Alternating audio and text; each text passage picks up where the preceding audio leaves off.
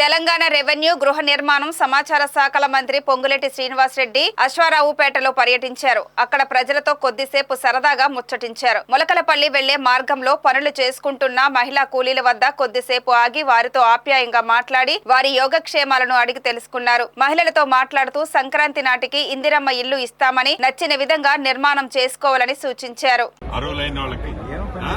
Sankranti time నీటికి మీరే కట్టుకోండి, డబ్బులు ఇస్తా 5 లక్షల రూపాయలు. అదేనే ఇల్లు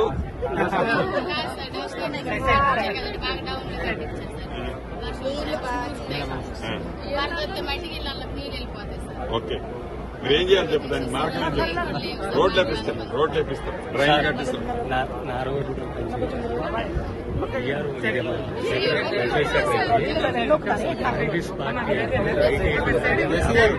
చాలా ఇబ్బంది